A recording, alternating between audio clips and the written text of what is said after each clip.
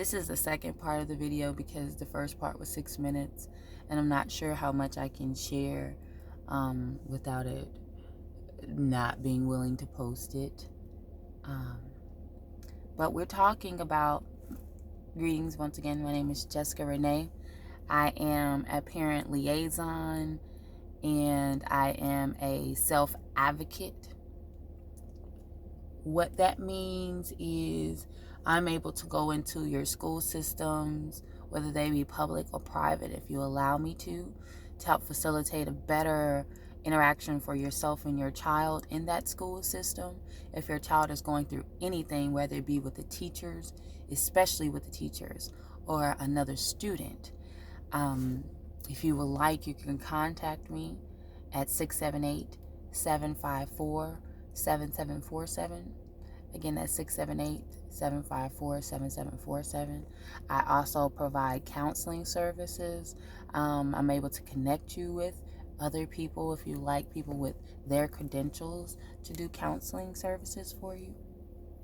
But we were talking about the emotional stressors that people go through and how important it is that we register how real it is. So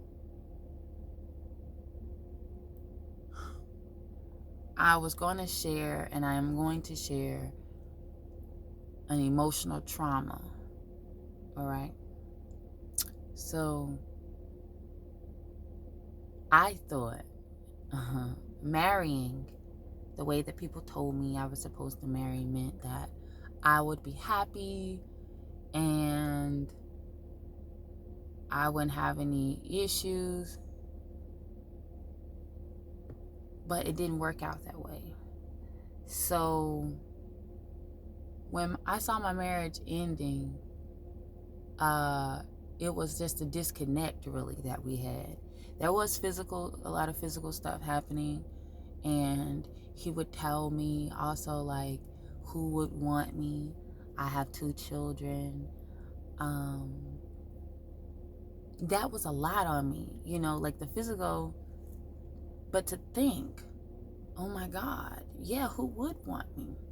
I do have 2 children. What can I do? I can't survive. They told me him and his family were telling me I couldn't make it without him. I was going to be like my mom. And did I want to be like my mom? And that was a lot on me because if I'm honest, I grew up, from what I remember, I was in foster care from 9 to 15 off and on. An uncle of mine tells me that I was in foster care the first time either when I was 6 weeks or 6 months.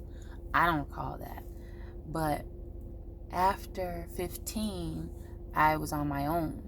And I met my first husband right before I was abducted and held hostage.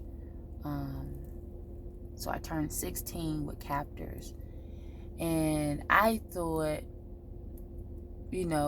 nobody else could want me because he knew what had happened to me. And if he didn't want me, then that means I must be terrible. I must be broken. There must be something wrong with me. I began to pull out my hair. I began to scratch myself, like take my hands and claw my skin. I would get so upset or I'd be like inside of myself, and then it would burst out. I would have episodes of just crying profusely. I eventually had to get on medicines. I was diagnosed with bipolar disorder, post-traumatic stress disorder, and obsessive compulsive disorder. This was at the age of 21 when I got this diagnosis. 19 is when I started delving in medications, maybe because something was wrong with me. That's that. Emotionally, I was tore up. The things that I remember in my life that have happened to me, all of the physical things that I could name, I've been raped, I've been molested. I've had my eye busted. I've had my nose cut open. I've been jumped. And this is all in the past 4 years. The last 4 years of my life.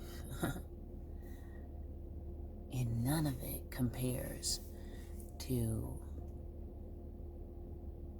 the language that I've been given and what it has been doing to me. To hear from the people that I love so much that I'm terrible, I would never be anything, I'm going to be like a person that I know didn't take care of me, is a lot.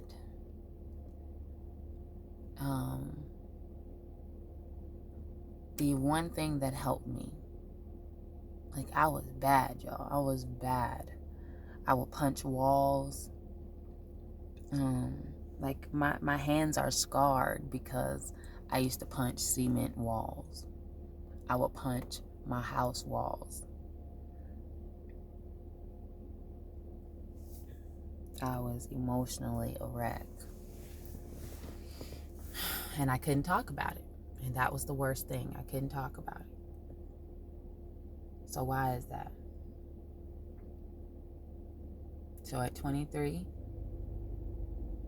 I had to do a living will.